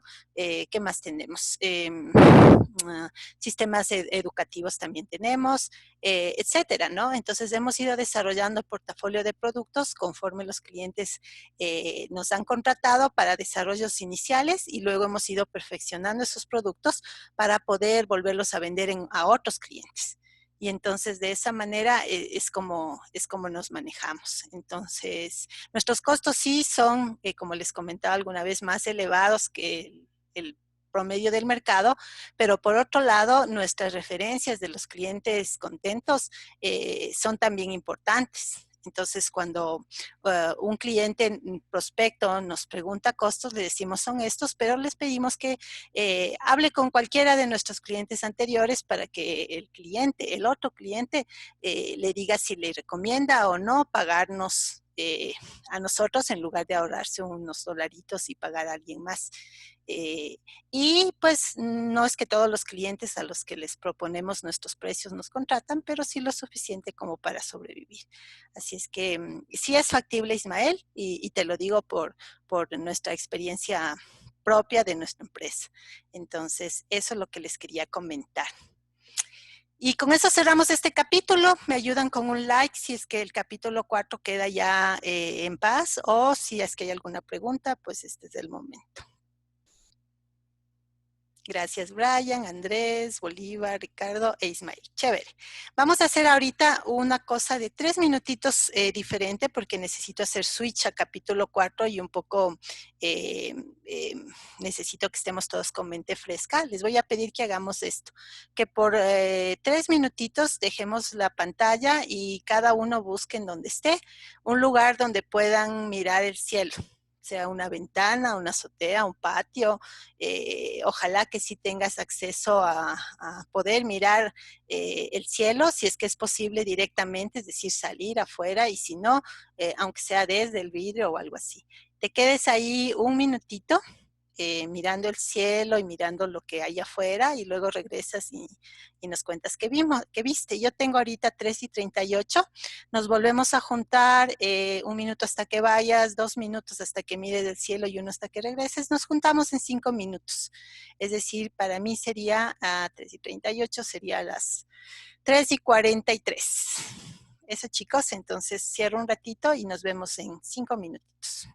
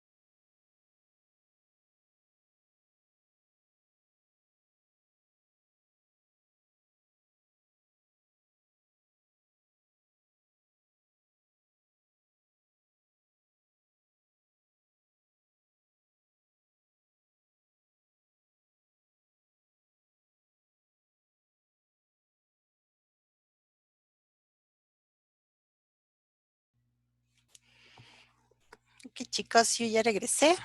Me avisan, por favor, si ya están ahí, con un like.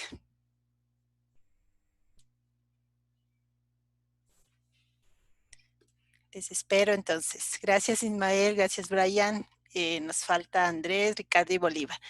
Ricardo también, nos falta Andrés y Bolívar. Bueno, yo les cuento, gracias Andrés, solo me falta Bolívar. Les cuento que yo estoy en un tercer piso, yo vivo en un depar y entonces ahorita no pude salir afuera, solo a la ventana. Desde mi ventana se ve un pequeño parquecito que hay y ahorita hay niños, varios niños de hecho que están jugando con algunos adultos que los están cuidando y en el cielo justo se despejó una nube que estaba tapando al sol y empezó a hacer un poquito de sol. Y yo también tengo vista de frente al Pichincha porque estoy del occidental para arriba, entonces justo puedo ver desde mi ventana el Pichincha, entonces me gustó mucho tener ese paisaje.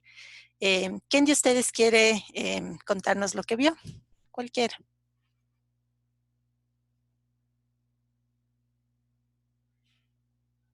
¿Quién se anima? Yo le puedo contar, Inge. Dale. Bueno, yo vivo casi en el monte, Inge, entonces por aquí no es mucha actividad de personas que se pueda ver y eso. Solamente las casas de los vecinos de al lado, pero bueno, lo que estuve viendo por afuera, lo que sí es que es un ambiente tranquilo. Hoy día por suerte no ha llovido, aún. Y lo que estaba viendo es ahí a los perritos que estaban jugando. Estaba chévere eso. Qué chévere. Porque sí, por aquí. ¿Y lograste salir afuera? No, dije desde la ventana, ¿no? También desde la ventana, ya pues, pero bueno, como ven, a veces se necesita apenas unos minutitos para darse un respiro, ¿no? Cambiar de ambiente, mirar otras cosas, respirar un poco. Es bien importante eso, ¿no? Hacer estas pequeñas pausas y eso te va a volver incluso más enfocado y más efectivo que lanzarte horas y horas enteras sin salir de la compu. Entonces siempre es importante variar, aunque sea la ventana como nos tocó ahora. Bueno, pues en esta última parte, como siempre, vamos a ver lo que queda pendiente para su revisión en esta última semana de este bimestre. Entonces, entramos ya al capítulo 4. Me voy a cambiar de rol como siempre acá,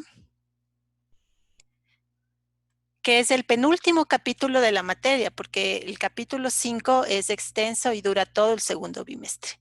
El capítulo 4 es el más chiquitito, incluso más pequeño que el capítulo 1 y por eso no necesitamos mucho tiempo para cubrirlo. Entonces, el capítulo 4, de hecho, ya habla de cosas que ya hemos visto anteriormente, que son las métricas, ¿no? Y añade una partecita sobre mejoramiento del proceso de software y qué consideraciones debes tener para revisar tus procesos y poderlos mejorar a consecuencia. Pero el mejoramiento nunca va a ser posible ni en el proceso ni en el producto si no se hacen mediciones. Por eso empieza hablando de las métricas. Entonces, en este capítulo es donde introducimos el modelo de calidad en uso, del que ya vamos a hablar en un ratito, porque es la última parte que nos falta de definir en el alcance del proyecto en la matriz que estamos trabajando. Y a partir de ahí, ya en el segundo bimestre, ya solamente es mediciones. ¿Sí? Entonces, vamos a hablar de eso. Pero antes de eso, los recursos que ustedes tienen que revisar esta semana son estos 3 videos de acá. El primer video es un video donde se explica cuál es el método GQM y es un video muy cortito, mide 7 minutos. No lo voy a correr ahorita, es para que ustedes los vean, solamente les quería contar la historia de dónde nacen estos videos. Estos videos los tengo puesto en modo privado, a pesar de que están subidos en mi YouTube para que ustedes los puedan accesar, porque pues son sacados de una especialización de Software Product Management, que es dado por una universidad extranjera y que nosotros tuvimos acceso a través de Coursera, gracias al convenio que hizo la Poli con Coursera. Entonces ahí yo seguí este curso, lo aprobé también y entonces me gustó muchísimo la manera como están desarrollados estos módulos. Para mi concepto son muy profesionales y pedagógicos. Y por eso quería mostrarles un pedacito de ese curso grande que yo hice a través de estos 3 videos. Entonces, el primero mide 7 minutos y te explica el modelo GQM, que es el modelo en el que se basa el diseño de métricas en el área de software. Luego, el segundo es otro video. Este mide, me parece que como 13 minutos, déjenme ver acá, sí mide justamente 13 minutos, y este habla de las propiedades que deben tener las métricas para hacer unas métricas completas. Es decir, un poco en este capítulo lo que vemos es las métricas desde el lado, qué pasa si yo quiero seleccionar o yo quiero definir mis propias métricas. ¿Qué criterios uso para seleccionar las métricas que voy a usar o qué criterios uso para crear mis propias métricas? Entonces, el modelo a usar es el modelo GQM. Y en este video de 13 minutos que estamos ahorita en pantalla, te explica cuáles son las propiedades o características que son deseables en las métricas. Y finalmente, el tercer videíto, que es el más corto, te habla de algunas métricas que debes tomar en cuenta para mejorar el proceso de desarrollo de software. Entonces, se llama dentro del curso grande otras métricas, ¿no? Pero básicamente entra dentro de ejemplos de métricas que puedes utilizar en un proyecto de software para luego, en base a esas mediciones, proponer mejoras en tus desarrollos, mejoras en el proyecto como tal. Entonces, la idea es que ustedes se den unos 27 minutitos en estos días para ver los 3 videos y en base a eso llenar este foro. Entonces, aquí está la especificación, mirar los 3 videos y escribir una entrada en este foro respondiendo a las siguientes preguntas. Esto porque quiero que sirva como una especie de entrenamiento para el examen que vamos a dar el día martes. El examen lo vamos a hacer en Moodle, lo vamos a hacer sincrónico, es decir, nos conectamos todos. Yo abro la opción para que puedan dar el examen y yo les acompaño hasta que todos hayan terminado. Entonces, el examen, como siempre, es preguntas de selección múltiple, parecidas a estas que están acá, pero me parece que en el examen todas van a estar en español. Aquí están en inglés, tomadas del examen del curso que les digo que seguí, que estoy compartiéndoles este material. Entonces, aquí está la pregunta y aquí están las opciones A, B, C, D. Entonces, en tu respuesta simplemente dices, a mi criterio 1 es B y explicas por qué. Entonces, eso me faltó poner aquí, ya le voy a agregar. Escoja la letra y explique, porque considera que las otras no son opciones correctas. Entonces, son poquitas preguntas, 1, 2, 3, 4, 5. 5 preguntas y todas están respondidas en los 3 videos que ustedes van a ver. También puede ser que en el examen del martes tengan preguntas como esta, de llenado, ¿no? Entonces, aquí dice, la métrica popular de llenar es usada para medir el requerimiento no funcional de llenar. Entonces tienes que escoger una letra y explicar por qué las otras no son. Entonces si escoges la letra B, por ejemplo, significa que la palabra uptime irá en esta parte y la palabra performance irá en esta otra parte. También en el examen ustedes van a tener preguntas de verdadero o falso. Y van a tener suficiente tiempo para contestar todas las preguntas. Entonces, no vamos a necesitar las 2 horas de la clase. Sin embargo, yo me puedo quedar todo el tiempo que necesite todos ustedes hasta que terminen de llenar. Y si es que pues terminamos todos pronto, capaz que hasta avanzamos a hacer la corrección ahí mismo. Pero bueno. Ahí veremos. Entonces, esta es la pequeña tarea, como les digo, una media hora de verse los videos y luego contestar. También puedes hacerlo en TDD, ¿no? Primero tener pendiente las preguntas y conforme vas viendo los videos, pues ya vas viendo las respuestas. Entonces, esa es la manera más rápida de hacerlo. Entonces, ese el deber individual y ahora el tema del proyecto.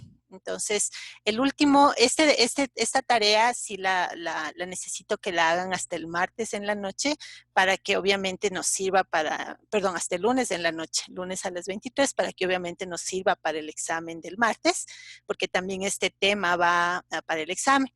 Pero el proyecto sí lo podemos entregar hasta el próximo viernes, porque ahí solo necesito la nota para poder subir en el sistema. Entonces, lo que vamos a ver ahorita, que es la última parte de la matriz del proyecto, la pueden entregar hasta el viernes 22, perdón, hasta las 9. Y cuando nos veamos el viernes tarde, como de hoy en 8, ya solamente veremos cómputos de notas y si todos estamos de acuerdo, pues yo procederé a subir las notas después de la clase del próximo viernes. Ese es el plan.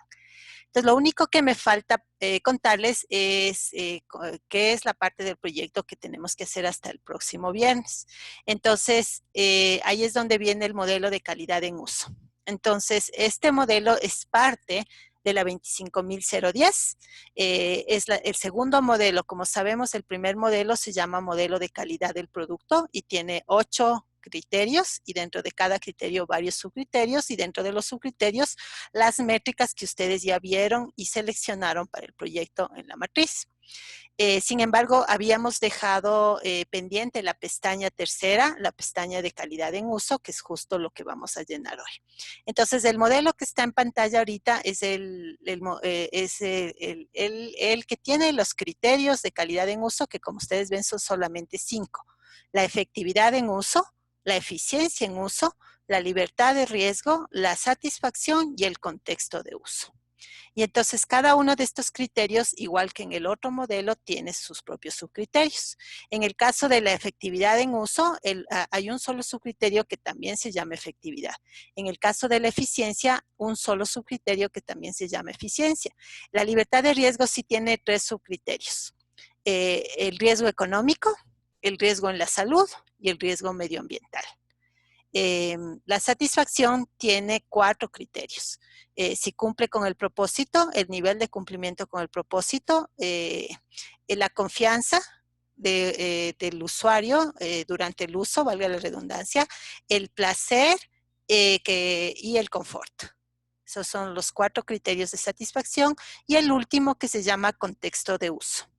Entonces, completitud del contexto, si el software satisface todos los posibles contextos de uso y la flexibilidad para ser adaptado a otros contextos de uso que no fueron definidos en un principio. Entonces, esos son los subcriterios. Las métricas las pueden encontrar ustedes en la norma 25022, que es la norma donde están todas las métricas de calidad en uso, que también la vamos a abrir ahorita en los pocos minutitos que nos quedan. Entonces, aquí les he puesto un material que es un resumen, donde está tanto el modelo anterior, este les va a servir para estudiar para el examen también. Entonces, este resumen me gustó porque está con la data de la última versión de la ISO 25010, las 8 características del modelo de producto con sus subcaracterísticas y sus definiciones. Entonces, en base a estas definiciones irán las preguntas del examen. Y aquí está el modelo que acabamos de ver, el de calidad en uso, con los criterios y subcriterios que les acabo de nombrar, ¿no? Y con sus respectivas definiciones. Entonces, este documento me gustó porque es como un resumen bastante corto y completo a la vez de ambos modelos, criterios, subcriterios y definiciones a nivel de subcriterio. Entonces, ahí nos faltan las métricas, ¿no? Entonces, para las métricas, acá en la tarea, que como digo, la pueden entregar hasta el 22 de enero, está la especificación. Entonces, las métricas las vas a revisar en la carpeta que yo les había compartido. El documento se llama la norma 25023 y lo que tienes que revisarte es todas las métricas y los anexos F y G. Esos anexos son bien importantes porque en el anexo F explica bastante detallado cómo tienes que hacer para hacer las mediciones de calidad en uso y en el anexo G te dan ejemplos de encuestas que puedes utilizar porque básicamente se hace con 2 actividades, observación a usuarios y encuestas a usuarios. Entonces aquí está el enlace y le voy a abrir al enlace para mostrarles el documento. Lamentablemente no tenemos la versión última ni de la norma 25022 y la que tenemos incluso es una versión no oficial, pero nos sirve para el fines del trabajo, ¿no? Entonces, este es todo el directorio que yo les había compartido y este es el archivo que necesitan, el 25.000, no, perdón, abrí mal, el 25.022. El 23 es el que usamos para hacer la calidad interna y externa de producto. Entonces, acá está abriéndose la versión que tenemos, que es una versión draft, no es la oficial, no es la final, es la versión del año 2012, entonces vas a encontrar ligeras variaciones entre esta versión y la matriz. Pero bueno, como dijimos, nosotros nos vamos a basar en la que está en la matriz, sin embargo, esta versión tiene los dos anexos que necesitamos, que es el anexo F, cómo crear los reportes de las pruebas para calidad en uso, y el anexo G, que es ejemplos de cuestionarios de usabilidad para hacer a los usuarios, ¿no? Y aquí está en la sección 7, las métricas. En la sección 7.1, las métricas de efectividad, en la 7.2 las de eficiencia, en la 7.3 la de satisfacción, en la 7.4 la de libertad de riesgo y en la 7.5 la de cobertura de contexto. Entonces, solo para mostrarles, el formato es exactamente el mismo que que el otro documento que vimos, ahí están. Entonces, por ejemplo, métricas de eficiencia, ¿ya?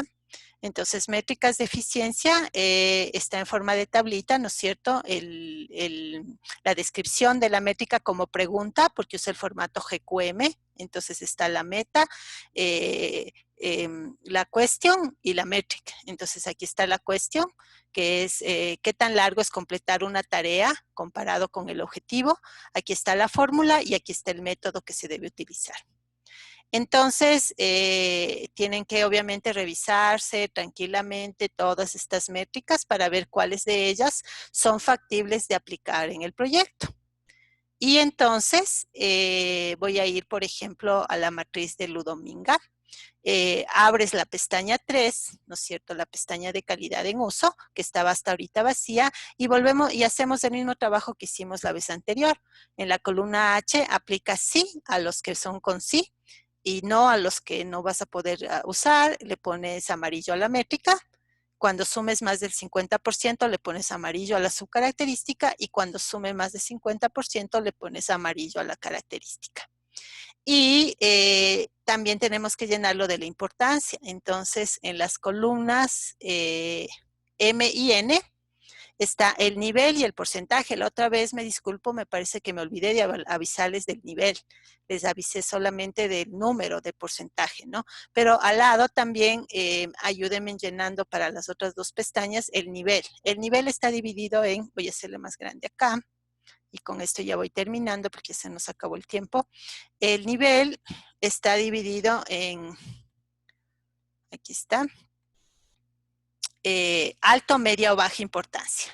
Y entonces las que sean alta, obviamente tendrán un porcentaje en número más alto, las que sean medio, mediano, y a las que sean bajo, menos del 50%. Y como dijimos, igual que dijimos en las otras pestañas, es 0% las que no están en amarillo, y las que estén en amarillo distribuyes el 100% de tal manera que obviamente al final sume 100%, no puedes sumar ni menos ni más. Eso es básicamente lo que necesito que hagan en esta semana en la parte de calidad en uso. Entonces, volviendo acá al aula, a leer las especificaciones, punto 2, actualizar aplicación, ¿no? Punto 3, colorear en amarillo, la columna de su característica, punto 4, en amarillo la columna de la característica, punto 5, llenar el nivel y porcentaje, columnas M y N, tomando en cuenta que sumen 100%. Y el último punto, el coordinador sube la matriz con el formato, con este nombre, versión 3. Es versión 3 porque Ludominga tiene dos versiones. Yo sé que el Teammates tiene solamente una versión, pero para estandarizar nos vamos a pasar todos a la versión 3. Entonces, ese es básicamente el trabajo de equipo con el que cerramos el bimestre y que lo pueden hacer hasta el próximo viernes. Y no se olviden que para el martes tenemos pendiente el laboratorio, que me pidieron aplazamiento, y esta pequeña tarea de ver los videos y contestar las 5 preguntas. Si es que hay alguna duda, ahorita les escucho y les respondo. Y si no, denme un like y nos estaríamos viendo el día martes, como siempre hacemos, para abrirles el enlace del examen y poder dar el examen todos al mismo tiempo. Me falta Ismael nomás, listo. Ok, chicos, voy a tomar una fotito de esto para tener nuestra evidencia de la clase. Y bueno, estoy muy contenta de que estamos superando ya la mitad de la clase. La próxima semana, como a estas mismas horas, ya sabremos las notas de este bimestre y en función de eso, pues estaremos listos para arrancar con el segundo. Yo sé que ustedes están bastante atareados con otras materias y con la alta carga de créditos que tienen. Y por eso mismo reconozco el trabajo que ustedes hacen de asistir a todas estas clases, a las clases de esta materia y hacer las tareas. Así es que mantengámonos con ese nivel de trabajo, de desempeño y vamos sacando adelante el curso. Gracias por hoy. Una pregunta. La nota de foro. La nota del foro ya les mando más lueguito, porque vi unas faltas de ortografía por ahí, a 2 que 3. Entonces ya les pongo ahí y ya les mando en el chat hoy en la noche o mañana la captura, o sea, todo el Excel, para que ustedes vuelvan a revisar. Y también, y apenas tenga la nota de laboratorios, también les mando esa nota. Listo. Eso sería todo por hoy entonces. Si no hay preguntas o si alguien desea quedarse y conversar individual, también me quedo hasta el final. Y con los demás, hasta luego y nos vemos el próximo martes. Hasta luego, profe. Gracias, Sandra. Chao. Cualquier duda que tengan al Hasta luego, estudiar, profe. me escriben en el foro, en el chat sin problema. Chao, chao.